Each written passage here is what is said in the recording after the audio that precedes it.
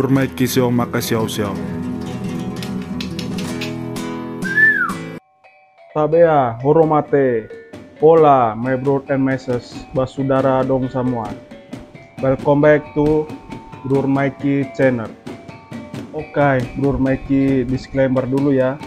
Ini Bro Mikey mengambil dari berbagai macam sumber, dan jikalau tidak sesuai dengan apa yang kalian percayai, silakan ikuti apa yang kalian percayai.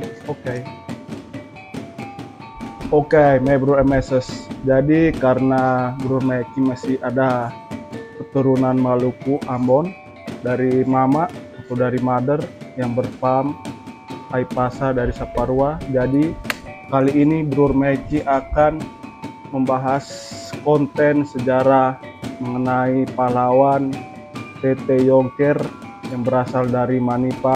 Oke, jadi TT Yongker ini berasal dari Pulau Manipa di sekitar daerah Pulau Seram, Maluku. Jadi Yongker ini sebenarnya bukan nama aslinya, melainkan nama gelar yang diberikan oleh Belanda kepada orang tersebut. Menurut sejarah, nama aslinya adalah Ahmad Sangaji yang berasal dari Manipa, sehingga diberikan gelar Yongker Jowa de Manipa. Jadi di daerah Jakarta Utara terdapat suatu tempat yang bernama Pejongkoran yang terletak di antara Koja dan Kampung Sindang Pulo. Nah, tanah itu diberikan Belanda kepada TT Yongker sebagai hadiah atas jasa-jasanya untuk melawan berbagai pemberontakan di seluruh Hindia Belanda, bahkan sampai ke luar negeri, sampai ke Sri Lanka dan lain-lain. Oke, jadi ayah dari TT Yongker atau Ahmad Sangaji ini bernama Kawasa Sangaji. Dia berasal dari Tumalehu, Manipa, daerah Seram bagian barat. Malam 14 Agustus 1656, pasukan dari Ambon ini datang ke Batavia. Batavia adalah nama lama dari Jakarta, dan mereka ditempatkan di daerah Pejongkoran yang berada di sekitar Koja. Pasukan Ambon ini sering bentrok dengan orang-orang dari Kesultanan Banten yang ingin berontak terhadap VOC. Juni 1658, pasukan Ambon dikirim ke daerah Sri Lanka untuk berperang di Sri Lanka. Dan di sana Raja Tahalele mengalami luka. Dan mereka balik ke Batavia tahun 1659. Lalu Raja Tahalele digantikan oleh Yongker, dan Yongker menjadi kapiten. Tahun 1664 tertulis namanya Yongker Jowa de Manipa. Dia dihadiahi tanah yang dinamakan Pejongkoran yang berada di Jakarta Utara, dan pasukannya dihadiahi tanah yang di sekitaran Jakarta Timur yang bernama daerah Kampung Ambon. Dari tahun 1660 hingga 1665 dia tidak berperang dan diaktifkan kembali tahun 1665. Bayarannya Rp20 per bulan. Tahun 1672 bayarannya naik menjadi Rp40 per bulan.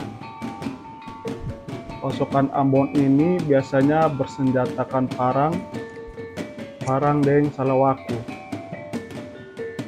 Parang atau pedang, salawaku atau tameng perisai. Dan opsir mereka memakai topi perang dari tembaga.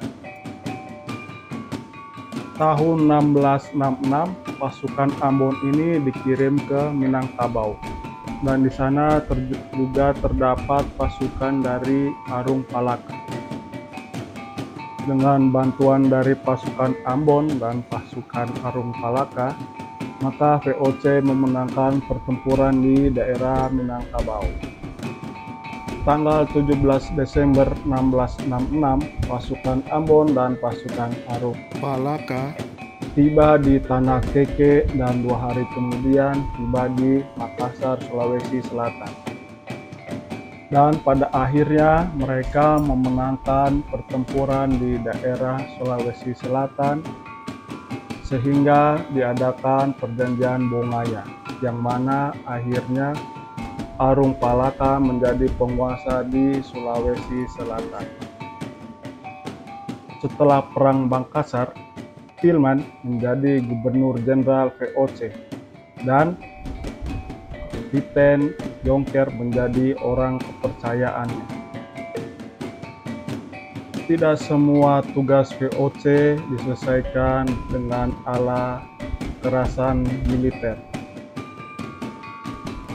Yongker pun bisa masih untuk menawarkan jalan damai kepada pihak lawannya.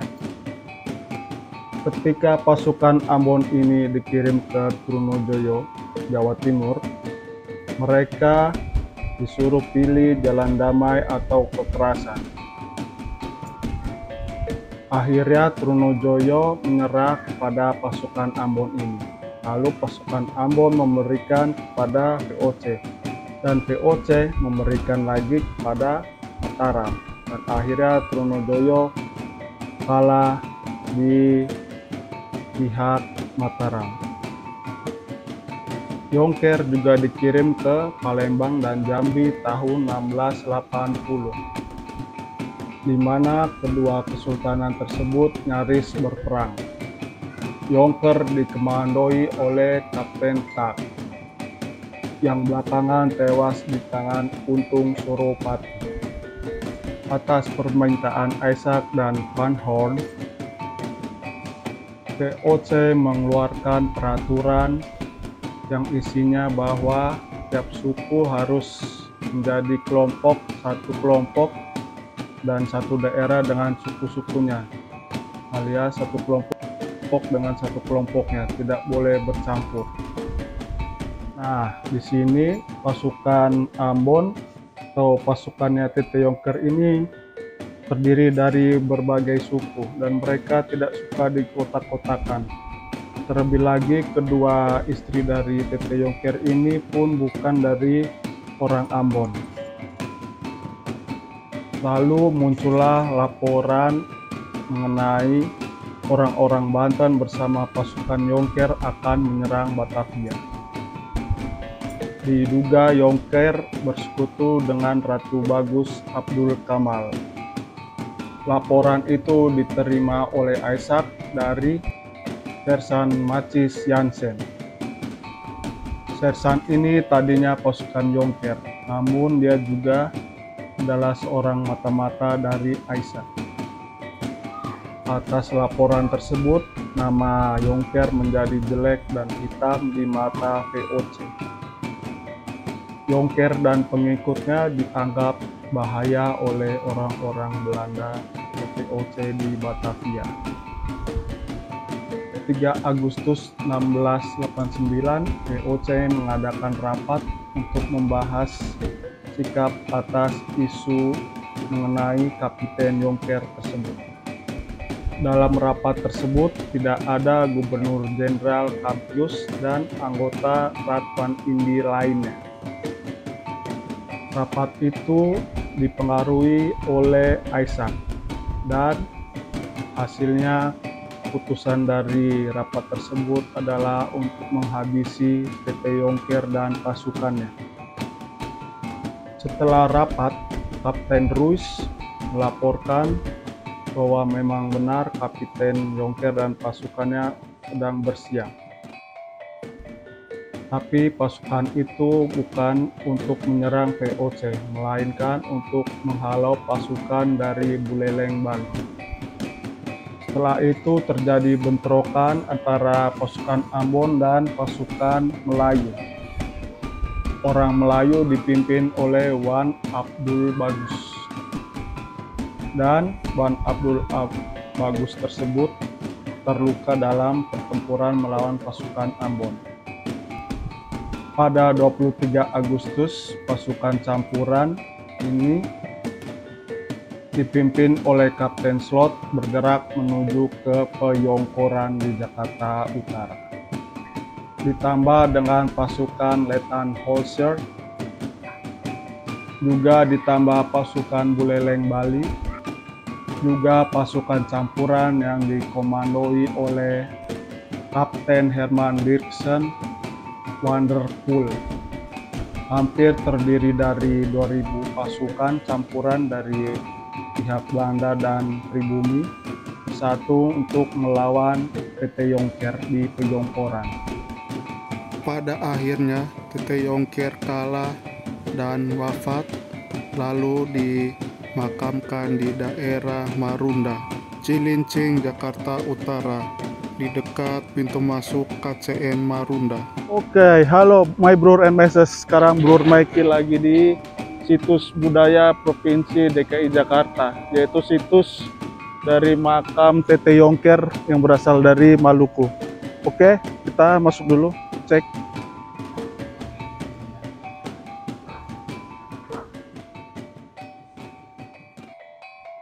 Oke, my bro and missus. Sekarang Bro Mikey akan masuk ke situs dari makam TT Yongker.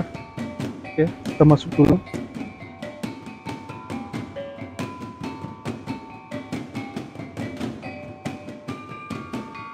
Oke, my bro and missus. Jadi ini adalah makam dari Kapiten Yongker atau TT Yongker dari Maluku.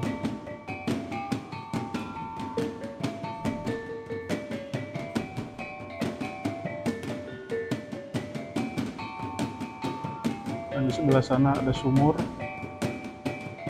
Sumurnya sudah ditutup.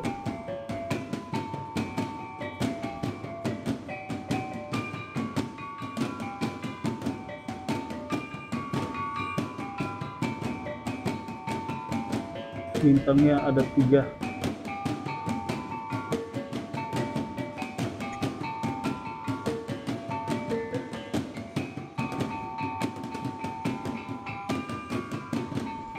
Oke, cukup sekian pembahasan Bro Mikey mengenai sejarah singkat tentang Kapiten Yongker dan makamnya yang berada di daerah Marunda, Jakarta Utara.